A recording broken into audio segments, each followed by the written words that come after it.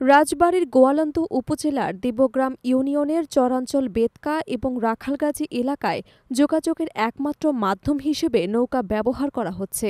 এই এলাকার ১০টি গ্রামে প্রায় ৩,০০০-এরও বেশি মানুষ বসবাস করেন, যারা প্রতিদিন ঝুঁকি নিয়ে উত্তাল পদ্মা নদী পাড়ি দেন।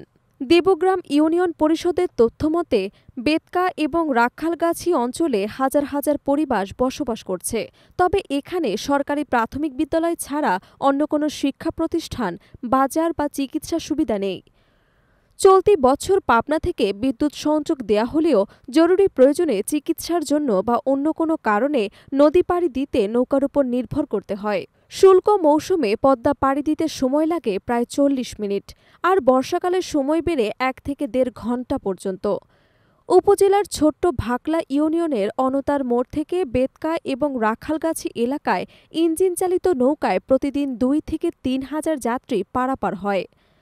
তবে যাত্রীদের বসার জন্য কোনো উপযুক্ত ব্যবস্থা নেই বলে স্থানীয়রা জানান, যা বিশেষ করে বর্ষাকালে বড় সমস্যার কারণ হয়ে দাঁড়ায়। খেয়াঘাটের ইজারাদার মিনাল সর্দার বলেন, এবছর তারা ৭ লাখ টাকায় খেয়াঘাটের ইজারা নিয়েছেন। যাত্রীদের জন্য বসার সুবিধা না থাকায় এ বিষয়ে কর্তৃপক্ষের প্রতি অনুরোধ জানান। অনতার মোড় থেকে বেতকা ঘাট পর্যন্ত রাস্তার বেহাল দশার কারণে যান চলাচলও কঠিন হয়ে পড়েছে। নৌকার মাঝি ইসাক শেখ জানান, প্রতিদিন সকাল ৭টা থেকে বিকেল ৫টা পর্যন্ত বেতকা এবং রাখালগাছি রুটে নৌকা চলাচল করে। ঝড়, বৃষ্টি বা রাতের বেলা অনেক সময় সংকটে পড়তে হয়। বিশেষ করে জরুরি চিকিৎসা বা সন্তান প্রসবের ক্ষেত্রে যাত্রীদের ওপর অনেক সমস্যার সৃষ্টি হয়। গোয়ালন্দ উপজেলার নির্বাহী অফিসার মোহাম্মদ নাহিদুর রহমান বলেন, অনতার মোড় বেতকা রুটে দিনে ২ থেকে ৩ হাজার যাত্রী পারাপার হয়। রাখালগাছি থেকে পাবনা, রাজশাহী এবং সিরাজগঞ্জের রেলস্টেশন পর্যন্ত পাকা সড়ক নির্মিত হওয়ায় যাতায়াত অনেক সহজ হয়েছে। তিনি আরও জানান, নদীর উপর সেতু নির্মাণ হলে রাজবাড়ী এবং পাবনা অঞ্চলে যোগাযোগ আরও উন্নত হবে।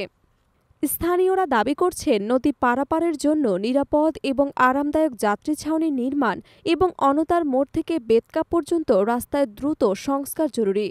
এতে করে মানুষের যাতায়াত নিরাপদ এবং সহজ হবে এবং ঝুঁকিও কমবে। উত্তাল পদ্মা পাড়ি দিয়ে প্রতিদিন হাজারো মানুষের যাতায়াত যেন মরণ খেলা। অবকাঠামোগত উন্নয়ন ছাড়া এ ঝুঁকি কমানো সম্ভব নয় বলে মনে করছেন এলাকার মানুষ।